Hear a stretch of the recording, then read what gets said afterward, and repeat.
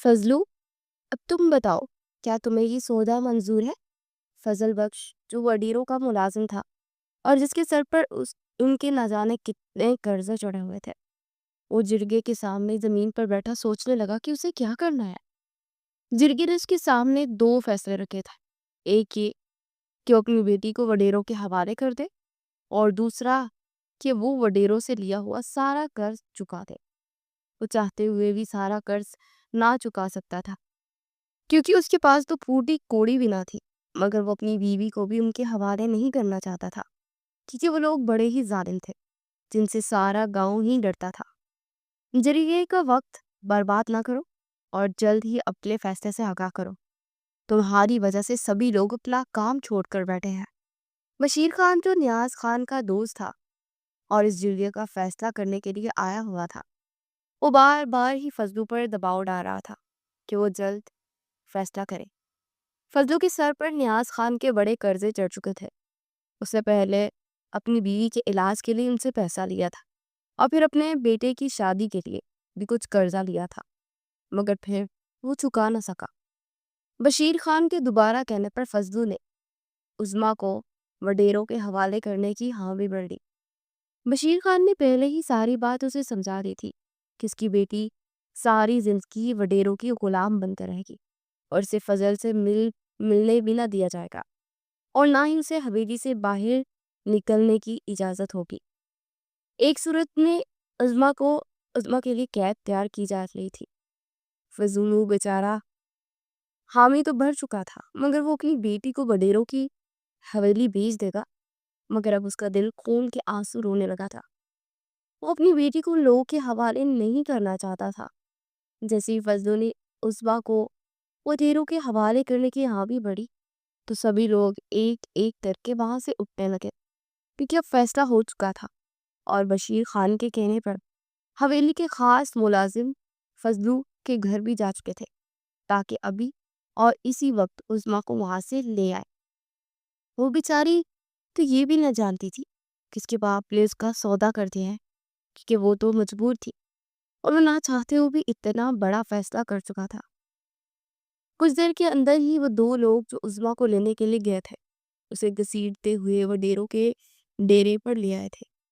عظمیٰ نے بڑی سی کالی سی چادر اوڑھ رکھی تھی، اور خود کو ان کی گرفت سے وہ چھڑوانا چاہ رہی تھی، مگر وہ دو ہٹے کٹے مردوں کا مقابلہ نہیں کر پا رہی تھی، اس لیے اب کوشش بھی اس لیے چھوڑ دی تھی۔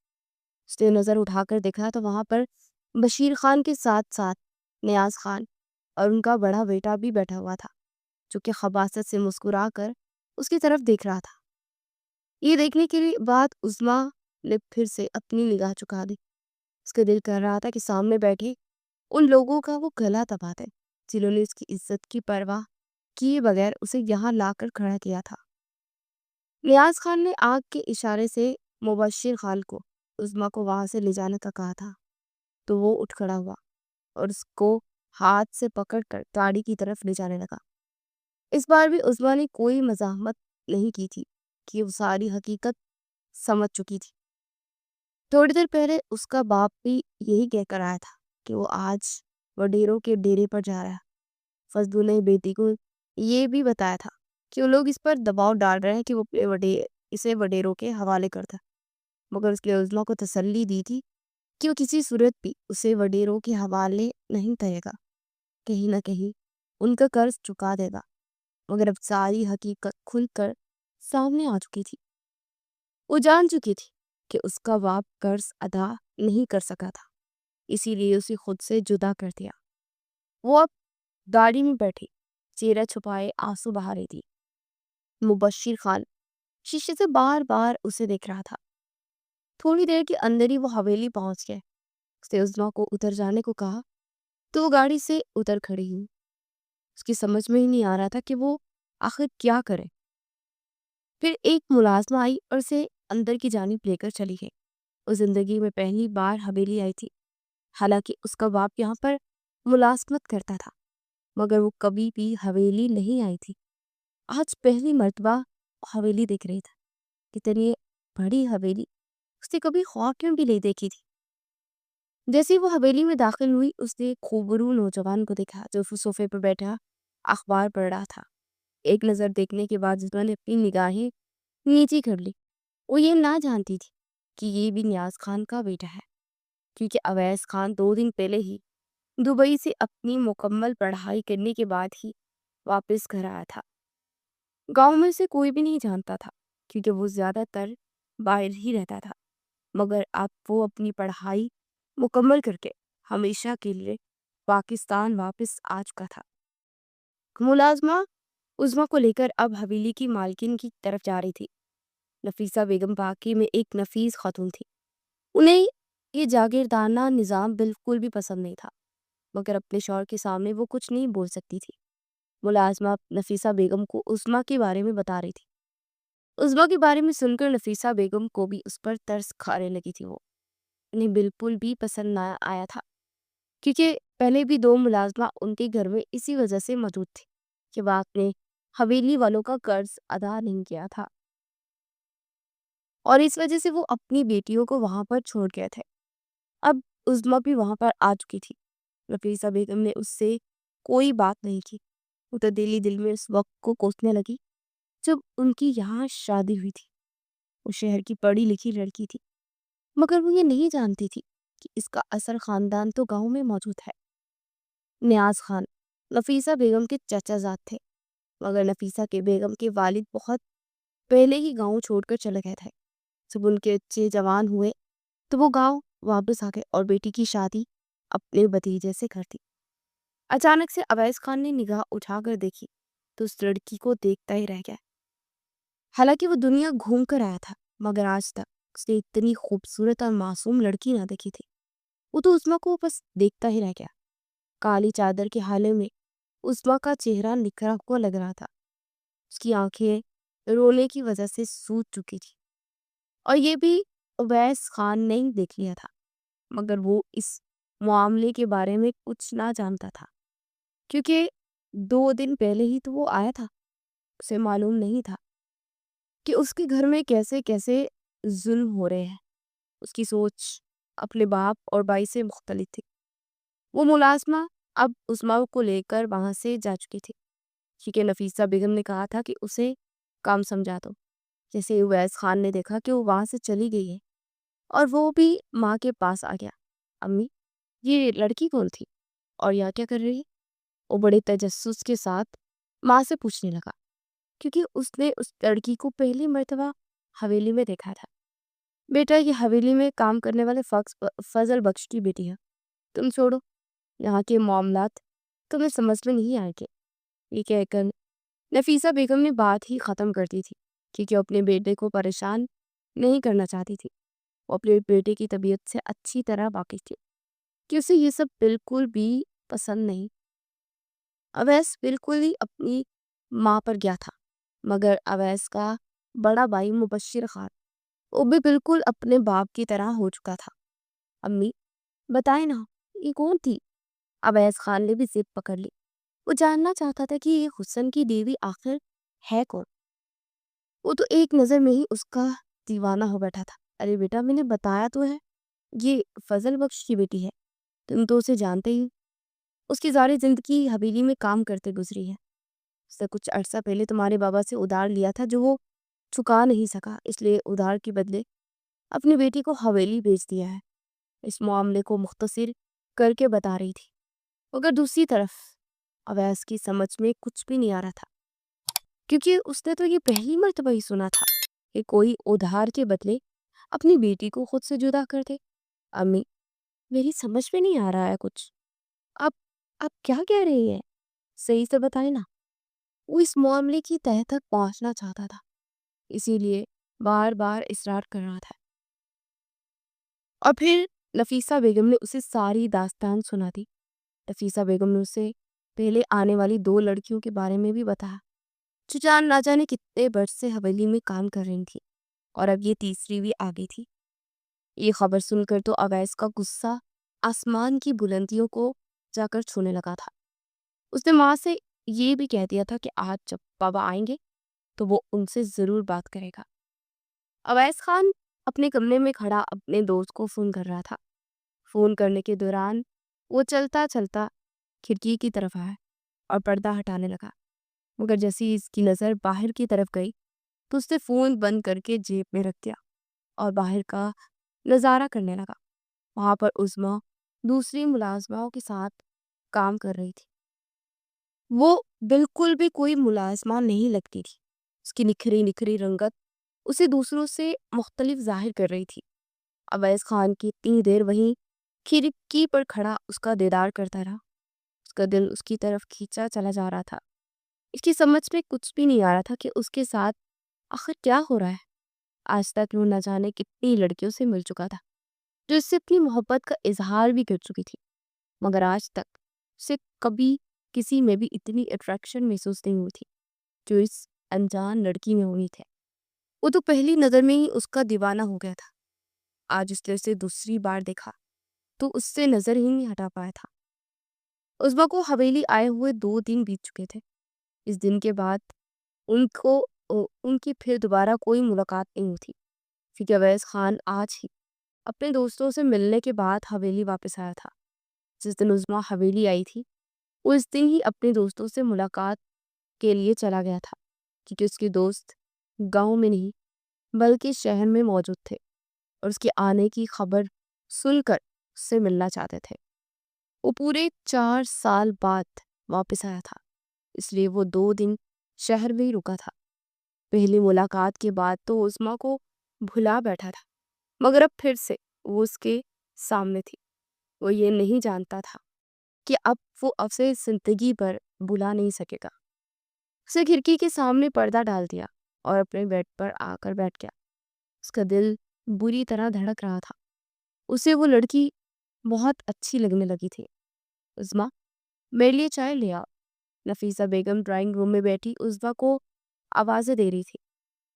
عظمیٰ کو اب حویلی میں آئے تقریباً 20 دن گزر چکے تھے۔ وہ خود کو سمجھا چکی تھی کہ اب اسے یہی قید ہی اس کا مقدر اب بن گئی ہے۔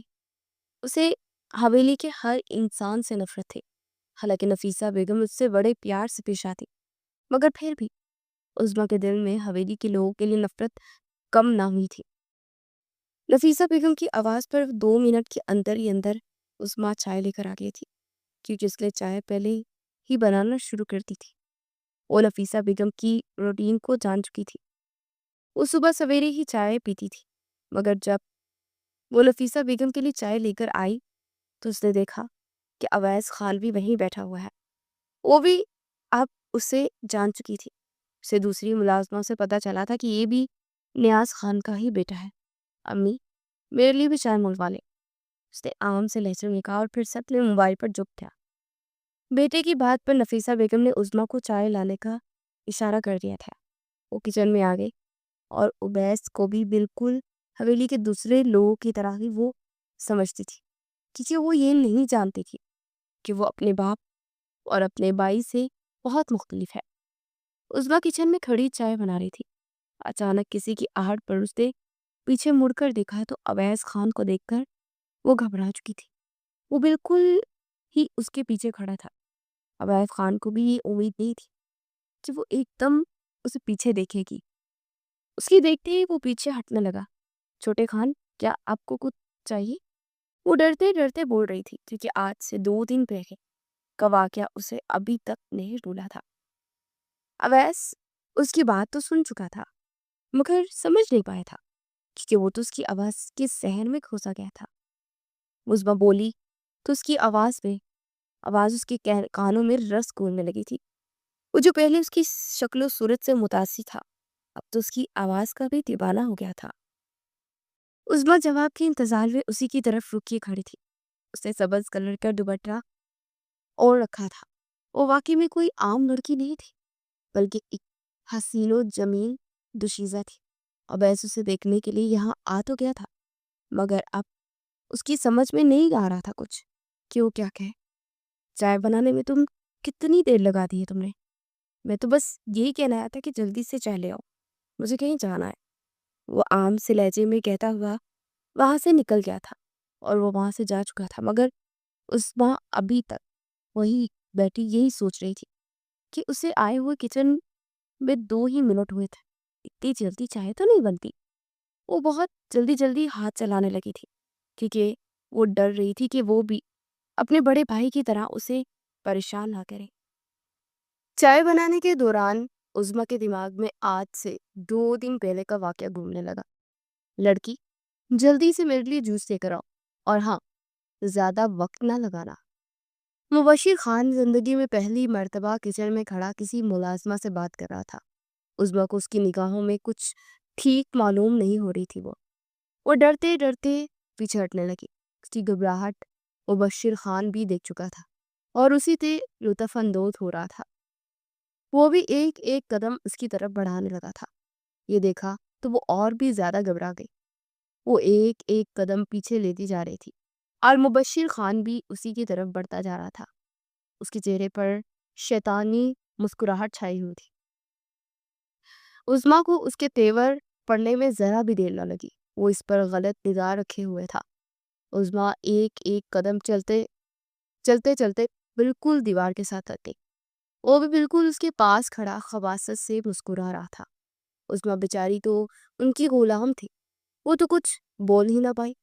یہ تو خدا نے اس کی عزت بچائی کہ اچانک سے سکینہ، جو کہ حویلی کی پرانی ملازمہ تھی، کچن میں آ گئی اور اسے دیکھ کر جلدی سے مبشر خان وہاں سے جانے لگا اور جاتے جاتے سختی سے کہہ گیا تھا کہ جلدی میرا جوس لاؤ۔ شاید یہ ظاہر کرنا چاہتا تھا کہ وہ یہاں کام سے ہی آیا ہے، حالانکہ وہ جان بوجھ کر عظمیٰ کو اکیلا دیکھ کر اس کے پاس یہاں آیا تھا۔ اسے بالکل بھی کسی چیز کی بھی ضرورت نہ تھی۔ اب بھی وہ حویلی سے باہر نکل آیا تھا۔ وہ بیچاری اس کے لیے جوس بنا رہی تھی۔ اس کا دل بھی ڈر رہا تھا۔ حویلی میں تو اس کی عزت ہی محفوظ نہ تھی۔ پھر 2 دن پہلے گزرا واقعہ اس نے اپنے ذہن سے جھٹکا اور پھر اپنی پوری توجہ چائے پر مرکوز کر دی۔ 10 منٹ کے اندر وہ چائے بنا کر باہر آ چکی تھی، مگر مبشر خان کی طرح اویس خان بھی اب وہاں موجود نہ تھا۔ جیسے وہ جوس کا کہہ کر وہ باہر نکل گیا تھا، اویس خان نے بالکل ویسا ہی کیا۔ وہ بیچاری پھر سے کچن میں آئی اور کھڑی ہو گئی۔ اس کی گھبراہٹ اب اور بھی بڑھ چکی تھی۔ دونوں بھائیوں نے اس کے ساتھ ایک جیسا ہی سلوک کیا تھا، بس فرق یہ تھا کہ اویس اس کے اتنے قریب نہ گیا تھا جتنا مبشر گیا تھا، مگر وہ ان دونوں کو ایک جیسا ہی سمجھ رہی تھی۔ وہ سمجھ رہی تھی کہ وہ دونوں بھائی اس کی عزت لوٹنے کے در پر ہے۔ وہ کچن کا کام ختم کر کے حویلی کے پچھلے حصے میں آ گئی، کیونکہ وہاں پر ملازمین کے چھوٹے چھوٹے کمرے بنائے ہوئے تھے۔ وہاں پر عظمیٰ کا ایک سٹور نما کمرہ تھا جس میں وہ اکیلی رہتی تھی۔ وہ اپنے کمرے میں بیٹھی آنسو بہا رہی تھی۔ اسے رہ کر اپنے باپ پر غصہ آ رہا تھا، جس نے ادھار نہ چکانے کی وجہ سے اپنی بیٹی کو ہی یہاں بھیج دیا تھا۔ غصہ کرنے کے بعد وہ پھر سے باپ کی محبت میں کھچی چلی گئی تھی۔ اب وہ یہ سوچ رہی تھی کہ اس کے بیچارے باپ کے پاس تو دوسرا کوئی چارہ ہی نہیں تھا، اسی لیے اس نے اسے وہاں پر بھیجا ہے۔ کتنے ہی دیر وہ وہیں پر بیٹھی روتی رہی۔ رات کا نہ جانے کون سا پہر تھا کہ اچانک سے لکڑی کے دروازے پر دستک ہوئی۔ وہ بہت زیادہ ڈر گئی تھی۔ آج سے پہلے ایسا کبھی نہیں ہوا تھا۔ وہ یہی سوچنے لگی کہ اس وقت کون ہو سکتا ہے۔ اس وقت ملازمین کے کمروں کی طرف تو کوئی بھی نہیں آتا تھا۔ اس کی آنکھیں نم ہونے لگی تھی۔ اسے بہت زیادہ ڈر محسوس ہو رہا تھا، کیونکہ وہ تو پہلے ہی اپنی عزت لوٹنے کا خطرہ محسوس کر رہی تھی، مگر اب اس کا شک یقین میں بدلنے لگا تھا۔ حالانکہ اس نے ابھی تک دروازہ بھی نہیں کھولا تھا اور دروازے پر دستک بڑھتی ہی جا رہی تھی۔ وہ بیچاری لڑکھڑاتے قدموں کے ساتھ کانپتی ہوئی دروازے تک آئی تھی اور اس میں دروازہ کھولنے کی ہمت تو نہ تھی، مگر اتنی تیز دستک کی وجہ سے وہ خاموش بھی نہیں رہ سکتی تھی۔ اس نے ہمت کر کے دروازہ کھولا تو ایک شخص تیزی کے ساتھ اس کے کمرے میں آ گیا۔ اندھیرا تھا جس کی وجہ سے عظمیٰ اس کی شکل نہیں دیکھ پائی تھی۔ اس شخص نے دروازہ بند کر دیا اور کمرے کی لائٹ بھی جلا دی، مگر جیسی عظمیٰ کی نظر اس پر پڑی، اس کے پیروں تلے سے زمین ہی نکل گئی۔ وہ کوئی اور نہیں بلکہ مبشر خان تھا۔ اسے دیکھ کر عظمیٰ کا دل بہت بری طرح سے دھڑکنے لگا تھا۔ اسے ڈر محسوس ہو رہا تھا کہ کہیں اس کے ساتھ کچھ غلطی نہ کرتے۔ اس کے ارادے ٹھیک معلوم نہیں ہو رہے تھے۔ وہ اب بھی خباثت سے عظمیٰ کو دیکھ کر مسکرا رہا تھا۔ بڑے خان، آپ یہاں کیا کرنے آئے ہیں؟ اس نے ڈرتے ہوئے کانپتی آواز میں کہا۔ اس کی بات پر تو مبشر خان کی مسکراہٹ اور بھی زیادہ گہری ہو گئی، مگر اس نے کوئی جواب نہیں دیا۔ عظمیٰ بھاگ کر کمرے کے کونے میں چلی گئی اور خود کو ایک بڑی سی چادر میں لپیٹ لیا، کیونکہ پہلے اس نے دوپٹہ لیا ہوا تھا، مگر اب اس نے جلدی سے بستر کی چادر کھینچ کر اپنے گرد لپیٹ لی تھی۔ اس کی حرکت پر مبشر خان کا قہقہ ہی نکل گیا تھا، مگر اس کی آواز کوئی نہ سن سکتا تھا، کیونکہ اس وقت ملازمین سو چکے تھے اور حویلی کا کوئی بھی باشندہ کبھی بھی ملازمین کے کمرے کی طرف رخ نہ کرتا تھا۔ وہ یہاں پر آنا اپنی توہین سمجھتی تھی، مگر آج مبشر خان کی ہوس اسے یہاں لے آئی تھی۔ وہ ہوس کا پجاری تھا۔ جب اس حویلی میں کوئی نئی لڑکی آتی تو وہ اس پر بری نگاہ رکھتا، مگر آج تک اپنے ارادوں میں کامیاب نہ ہوا تھا۔ اسے ہمیشہ ہی منہ کی کھانی پڑی تھی۔ کبھی تو کوئی لڑکی چیخنے چلانے پڑ جاتی تو دوسرے ملازمین وہاں اکٹھے ہو جاتے، کبھی اسے ہی کوئی کام پڑ جاتا۔ آج تک کوئی بھی یہ نہیں جانتا تھا کہ مبشر خان کی لڑکیوں پر غلط نگاہ ہے، کیونکہ ہمیشہ ہی وہ موقع سے فرار ہو جاتا۔ وہ بیچاری ڈری سہمی لڑکیاں بھی کچھ نہ بولتی اور اس سچ کو اپنے اندر ہی دبا لیتی، مگر آج برے ارادے سے وہ آیا تھا، کیونکہ رات کے تقریباً 1:30 بج رہے تھے اور اس وقت کوئی بھی عظمیٰ کی مدد کے لیے نہیں آنے والا تھا۔ وہ اس کے کمرے میں پڑی چارپائی پہ بیٹھ گیا اور اسے گھوری سے نوازنے لگا۔ وہ بیچاری اب بھی کونے میں دبکی بیٹھی تھی۔ اس کی آنکھوں کے سوا اسے کچھ بھی نظر نہیں آ رہا تھا۔ اس کی نیلی آنکھوں میں خوف صاف دکھائی دے رہا تھا۔ مبشر خان انتظار نہیں کر سکتا تھا۔ وہ تو چاہتا تھا کہ لڑکی خود ہی اپنے آپ کو اس کی سپرد کر دے، مگر ایسا نہیں ہوا تھا۔ وہ تو اپنی عزت کو بچانے کے لیے خود کو بڑی سی چادر میں لپیٹ کر ایک کونے میں چھپی بیٹھی تھی۔ وہ چیخنا چاہتی تھی، مگر اس کی آواز اس کے حلق میں دب کر رکھی تھی۔ مبشر اب چارپائی سے اٹھ کر اس کی طرف چلا آ رہا تھا۔ جیسے جیسے عظمیٰ کی طرف وہ قدم بڑھاتا جا رہا تھا، عظمیٰ کا دل خوف سے بڑھتا جا رہا تھا۔ وہ جانتی تھی کہ وہ اب خود کو اس شخص کی ہوس سے نہیں بچا سکتی، کیونکہ وہ اس حویلی کا بڑا بیٹا ہے اور رات کے اس پہر عظمیٰ کی مدد کے لیے بھی کوئی نہیں آنے والا تھا۔ اس کی آنکھوں سے آنسو بہنے لگے۔ وہ کچھ بولنا چاہتی تھی، اسے اپنی عزت کی بھیک مانگنا چاہتی تھی، مگر اس کی زبان نے اس کا ساتھ نہ دیا۔ وہ بالکل عظمیٰ کے سر پر کھڑا تھا۔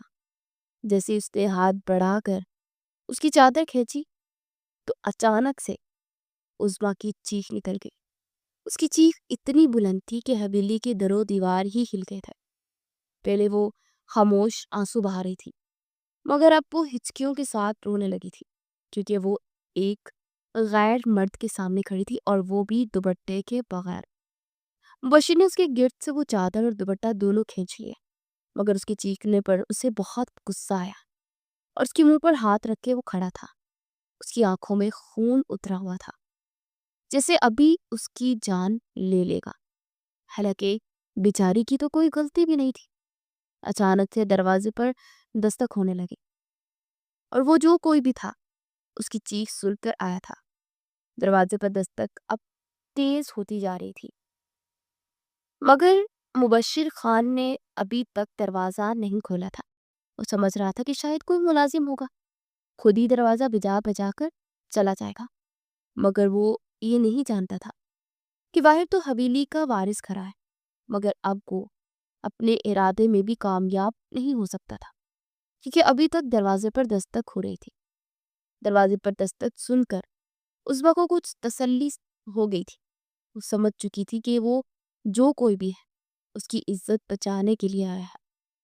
مبشر خان کو اب غصہ آنے لگا تھا۔ وہ تیز تیز قدموں کے ساتھ دروازے کی طرف بڑھنے لگا تھا۔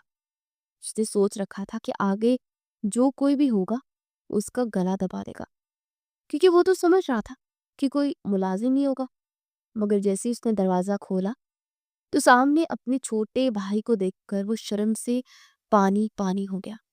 مبشر کچھ کہے سنے بغیر ہی وہاں سے نکل گیا۔ اویس کو حیرت ہوئی کہ وہ یہاں کیا کرنے لینے گیا تھا، مگر جب اس کی نگاہ اندر کھڑی لڑکی پر پڑی تو اسے ساری حقیقت سمجھ آ گئی۔ وہ بھی اب اندر آ چکا تھا مگر اس نے دروازہ بند نہیں کیا۔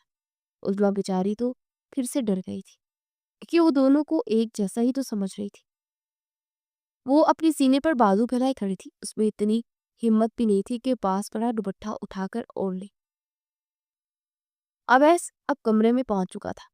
اس نے عظمیٰ کا دوپٹہ اٹھا کر اس کے کندھے پر پھیلا دیا تو وہ نم آنکھوں سے اسے دیکھنے لگی۔ اس کی سمجھ میں اب کچھ بھی نہیں آ رہا تھا کہ آخر کیا ہو رہا ہے۔ وہ تو ان دونوں کو ایک جیسا ہی سمجھ رہی تھی مگر وہ تو اس کی عزت بچا رہا تھا۔ پھر عظمیٰ نے اسے اپنا وہم سمجھ کر بلا دیا اور وہ یہی سمجھنے لگی کہ یہ بھی اچھا بننے کے ڈرامے بازی کر رہا ہے تاکہ پھر اس کی عزت لوٹ سکے، کہ مبشر خان نے بھی ایسا ہی تو کیا تھا۔ شروع میں وہ اس کے ساتھ بڑی ہمدردی کرتا مگر آہستہ آہستہ اس نے اپنا رنگ دکھا دیا تھا۔ عظمیٰ بیچاری اب ان دونوں میں کوئی فرق نہیں کر پا رہی تھی، دونوں بالکل ایک جیسا ہی عمل کر رہے تھے مگر وہ یہ نہیں جانتی تھی کہ اویس کے عمل میں کوئی ریاکاری نہیں ہے۔ وہ تو واقعی اس کی چیخ سن کر اس کی عزت بچانے کے لیے آیا تھا۔ اویس کچھ کہے بغیر ہی وہاں سے نکل آیا تھا۔ اسے اپنے بھائی پر بہت زیادہ غصہ بھی آ رہا تھا مگر وہ کچھ کر بھی نہیں پایا کیونکہ وہ اس کا بڑا بھائی تھا اور اس حویلی کا ولی عہد بھی۔ اویس اب وہاں سے جا چکا تھا مگر عظمیٰ کے آنسو اب بھی تھمنے کا نام نہیں لے رہے تھے۔ اس کا دل بری طرح سے دھڑک رہا تھا۔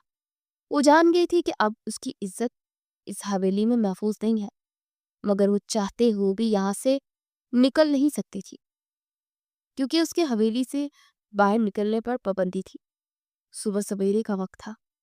وہ نہ چاہتے ہوئے بھی حویلی کی دوسری ملازموں کے ساتھ لان کی صفائی کر رہی تھی کیونکہ رات کو وہ بہت تیز بارش ہوئی تھی اور ہوا کے ساتھ پتے بھی اڑ کر لان کی گھاس میں اٹک چکے تھے۔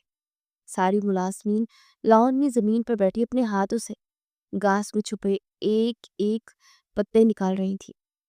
اس بار رات والا واقعہ نہیں بھولی تھی، یہ شاید اس واقعے کو ساری زندگی ہی نہیں بھول سکے گی مگر پھر بھی مجبوراً اسے یہ کام کرنا پڑا تھا کہ وہ ان لوگوں کی وہ غلام تھی۔ وہ تو اپنی مرضی سے سانس بھی نہیں لے سکتی تھی۔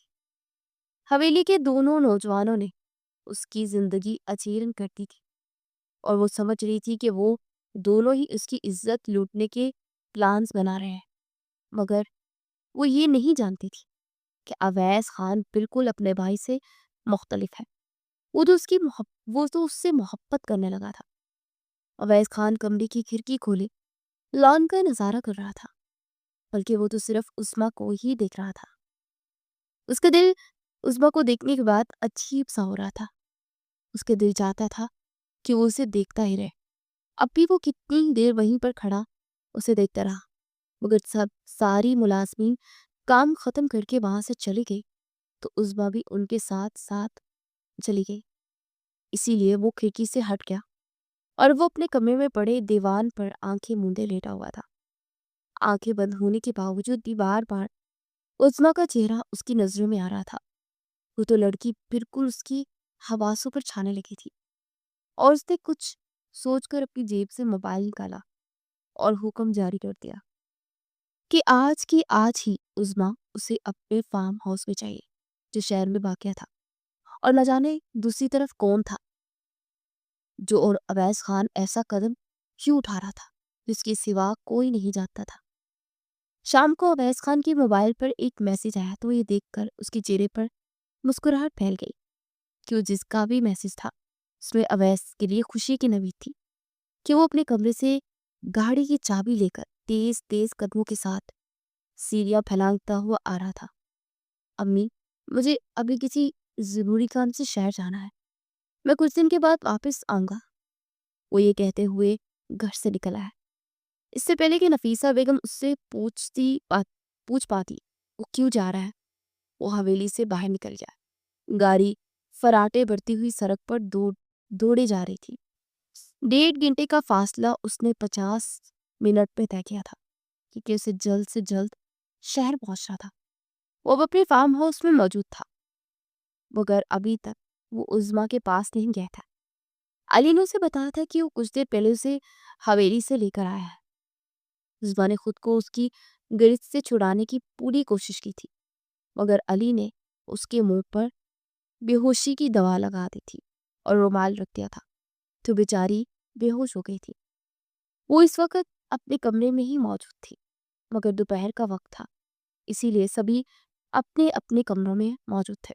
کوئی بھی یہ نہیں جان پایا تھا اور دیکھ پایا تھا کہ علی عظما کو وہاں سے لے کر جا رہا ہے، کیونکہ وہ تو اسے پچھلے دروازے سے لایا تھا، جہاں پر اکثر اوقات پہرے دار نہیں ہوتے تھے۔ علی اویس کا بچپن کا دوست تھا اور انہی کی حویلی میں پلا بڑا تھا، اس لیے ہی ان کا بچپن ساتھ گزرا تھا۔ ان دونوں کی دوستی بھی بڑی گہری تھی۔ ان دونوں کے درمیان ملازم اور مالک والا رشتہ نہیں تھا۔ علی نے اسے بتایا تھا کہ وہ اوپر کے کمرے میں موجود ہے، تو وہ جلدی سے دوسری منزل پر چلا گیا تھا۔ علی نے اسے عظما کے کمرے کی چابی بھی دی تھی، کیونکہ وہ اب ہوش میں آ چکی تھی اور باہر نکلنا چاہتے تھی۔ اسی وقت ہی علی نے باہر سے دروازہ لاک کر دیا۔ جیسے ہی اویس نے لاک میں چابی گھمائی تو دروازہ کھلتا گیا اور سامنے کا منظر دیکھ کر اس کا دل ہی لرز گیا۔ وہ زمین پر بیٹھی ہچکیوں کے ساتھ اڑ رہی تھی۔ دروازہ کھلنے کی آواز میں اس نے سر اوپر اٹھا کر دیکھا تو اس کا رونا بالکل بند ہو گیا۔ اس کے چہرے پر ایک طنزیہ مسکراہٹ آ گئی، جسے وہ اویس کو شرمندہ کرنا چاہتی، کیونکہ وہ تو اس کے سامنے بڑا اچھا بنتا تھا اور ایک مرتبہ اس کی عزت بھی بچائی تھی، مگر اب خود اس کی عزت لوٹنے کے لیے یہاں پر موجود تھا۔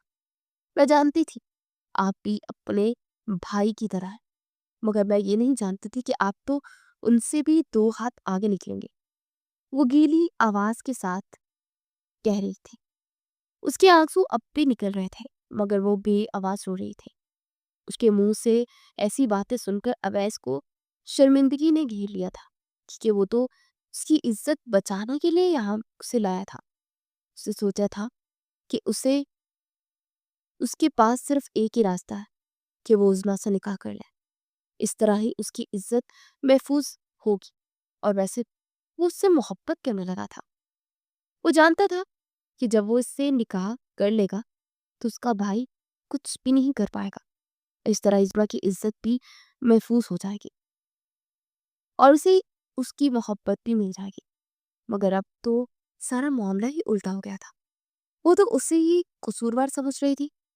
وہ اب بالکل عظما کے قریب کھڑا تھا، مگر وہ زمین پر بیٹھی تھی۔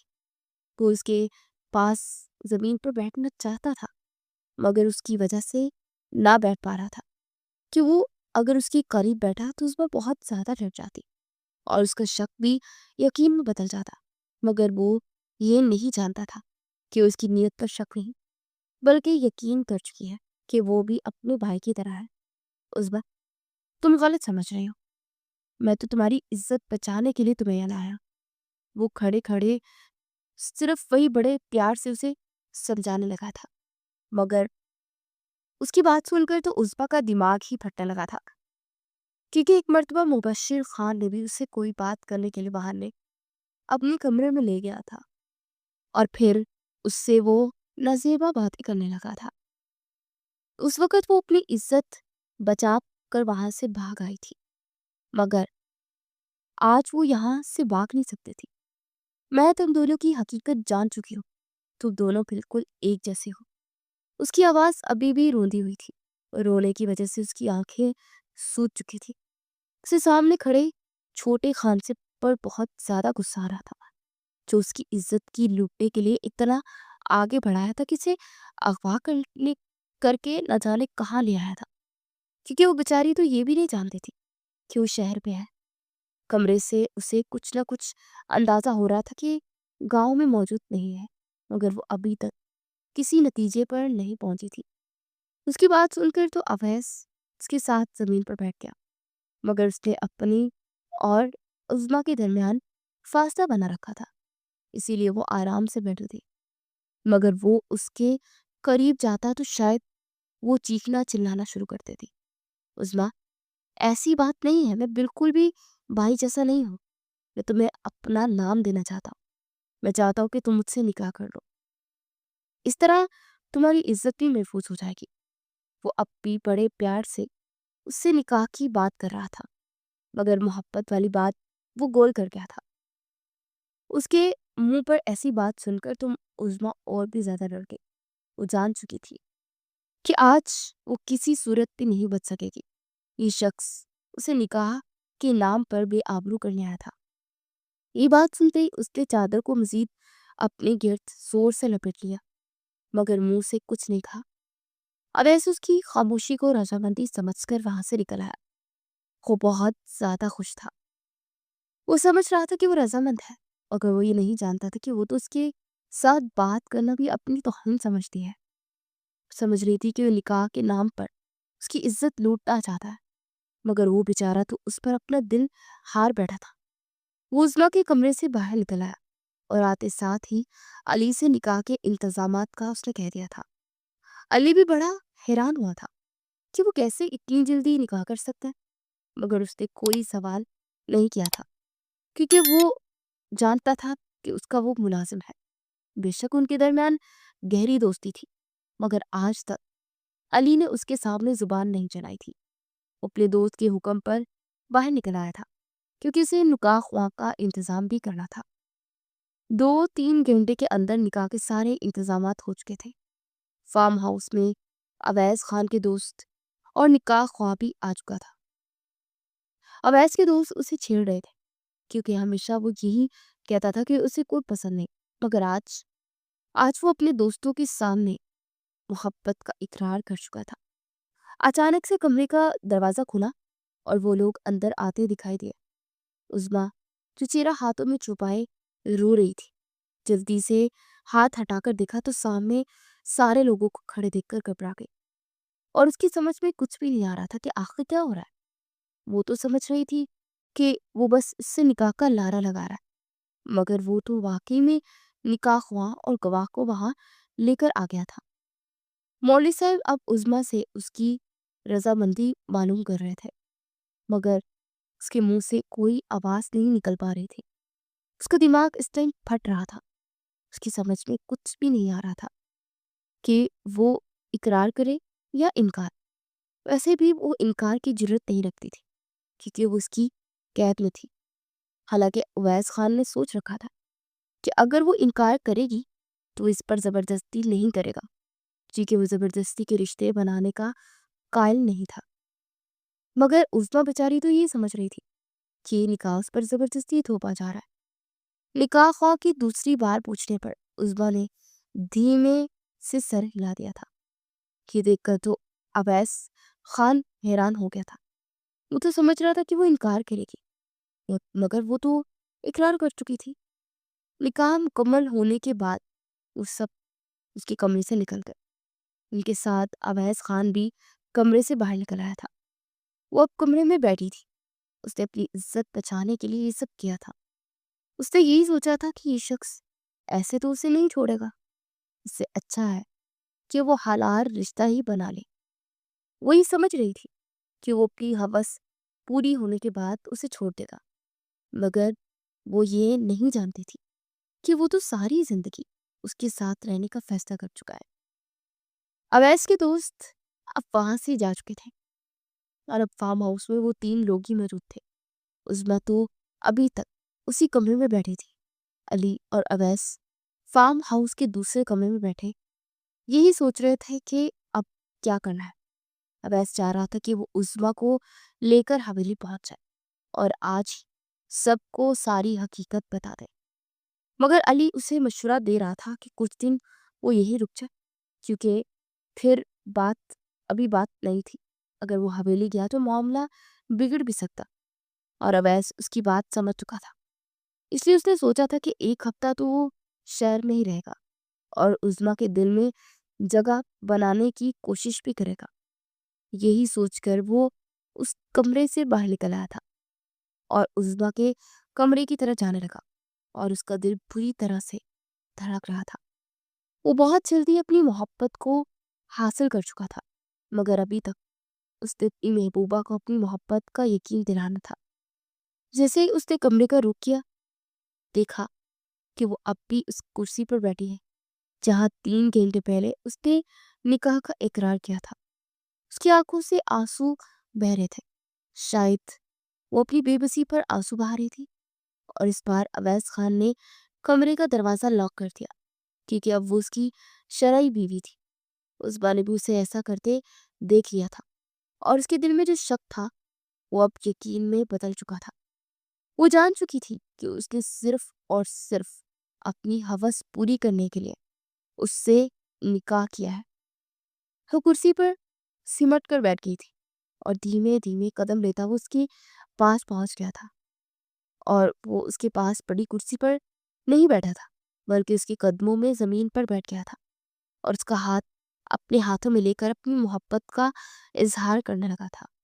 عظمیٰ، میں نے تمہیں پہلی مرتبہ جب دیکھا تھا نا، تو میں اسی وقت تم پر اپنا دل ہار بیٹھا تھا، اور میں نے سوچ لیا تھا کہ چاہے کچھ بھی کرنا پڑ جائے مگر میں تمہیں اپنی زندگی میں شامل کر کے رہوں گا۔ اس وقت مجھے بھائی کی نیت نہیں معلوم تھی، اس لیے میں خاموش تھا، مگر جیسے ہی مجھے ان کے ارادوں کی خبر ہوئی تو میں نے سوچ لیا تھا کہ اب مجھے اور دیر نہیں کرنی چاہیے۔ اسی لیے میں نے علی سے تمہیں یہاں لانے کا کہا تھا۔ وہ بڑے پیار سے اپنی محبت کا اس سے اظہار کر رہا تھا، مگر عظمیٰ کی آنکھیں تو برسنے لگی تھی۔ وہ سمجھ رہی تھی کہ وہ محبت کے نام پر اسے دھوکہ دے رہا ہے۔ میں آپ کی فطرت سے اچھی طرح سے واقف ہوں۔ آپ بھی اپنے بھائی کی طرح ہوس کے پجاری ہیں، اور اب میرے سامنے محبت کا یہ ڈھونگ مت رچائیے آپ۔ عظمیٰ کو تو خود پر بھی یقین نہیں آ رہا تھا کہ وہ اتنی بڑی بات کیسے کر گئی، اور اس میں اتنی ہمت کہاں سے آئی۔ شاید وہ اویس کے نرم رویے کی وجہ سے اتنی بڑی بات کہہ گئی تھی۔ اس کی بات سن کر اویس کے چہرے پر غصہ نہ آیا بلکہ مسکراہٹ پھل گئی، اور وہ سمجھ چکا تھا کہ وہ غلط فہمی کا شکار ہے، اور وہ یہ بھی جانتا تھا کہ اس کی غلط فہمی کیسے دور کرنی ہے۔ وہ کچھ کہے بغیر اس کے کمرے سے باہر نکل آیا تھا، حالانکہ آج اس کے ساتھ کچھ بھی کر سکتا تھا کیونکہ وہ اس کی ملکیت تھی، مگر وہ اسے وقت دینا چاہتا تھا۔ وہ ایک سمجھدار انسان تھا جو جانتا تھا کہ وہ اپنی روٹی ہوئی بیوی کو کیسے منانا ہے، اور وہ وہاں سے جا چکا تھا۔ اور عظمیٰ حیران تھی کہ وہ اس کے ساتھ کچھ کیے بغیر کیسے وہاں سے چلا گیا۔ اس کا دماغ اب پھٹ رہا تھا، اور اس کی سمجھ میں اب کچھ بھی نہیں آ رہا تھا کہ وہ اب کیا فیصلہ کرے۔ وہ شخص تو اس کی سوچوں سے بالکل ہی مختلف ثابت ہوا تھا۔ کتنی دیر وہ وہیں پر بیٹھی سوچتی رہی۔ وقت بڑی تیزی سے گزر رہا تھا۔ آج ان دونوں کے نکاح کو 6 دن ہو چکے تھے، مگر وہ پھر سے اس کے قریب نہیں گیا تھا۔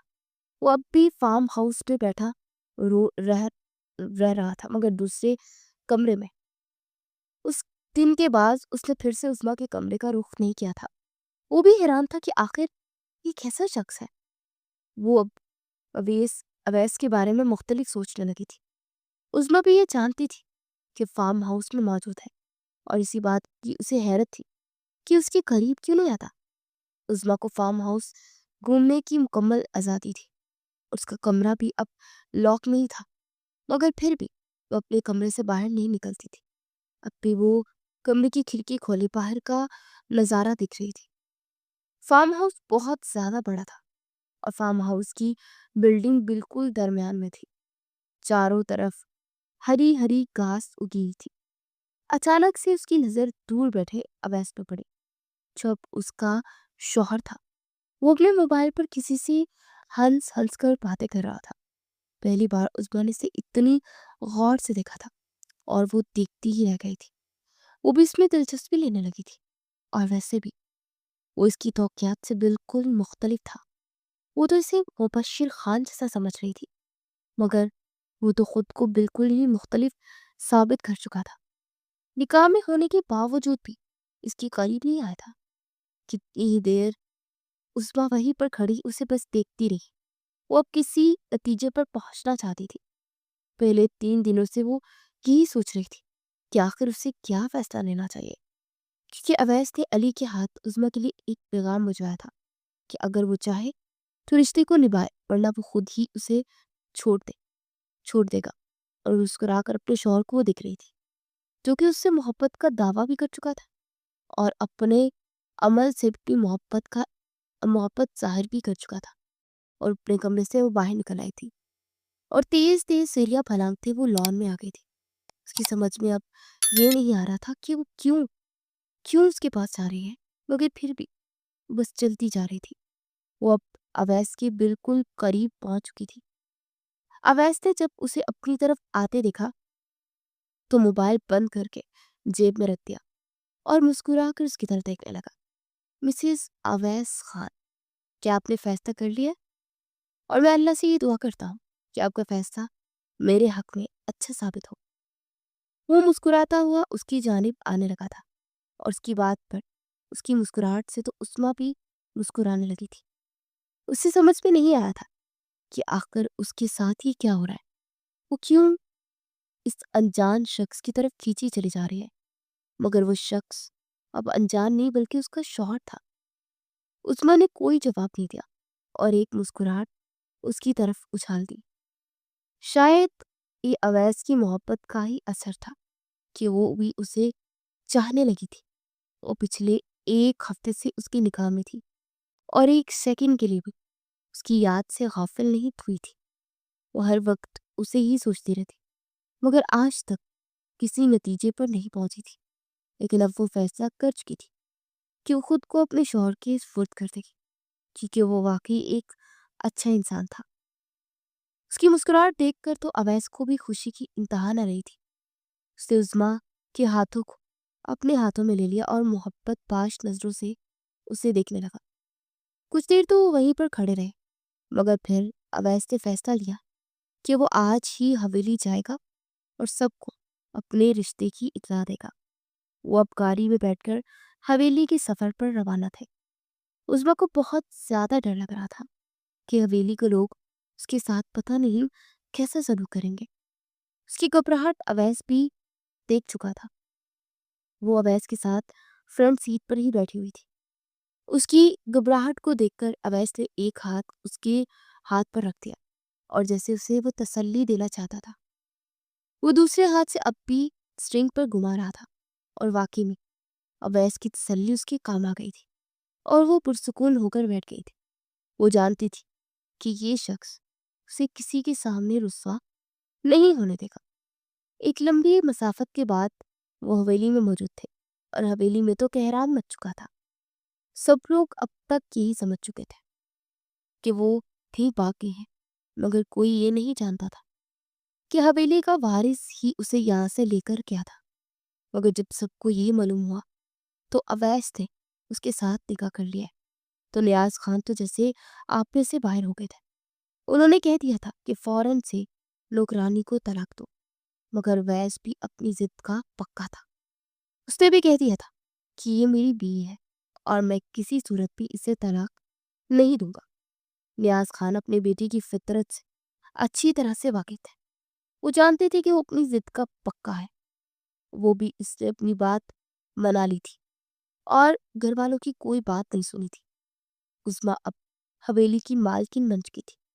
وہ اب اویس خان کے کمرے میں بیٹھی بس یہ سوچ رہی تھی کہ نہ جانے حویلی والے اس کے ساتھ کیا سلوک کریں، اور ابھی وہ نیچے کا تماشا دیکھ کر ہی تو آئی تھی اور یہ بھی دیکھا تھا کہ اویس خان نے کس طرح اسے نیاز خان کی کیئر سے بچایا۔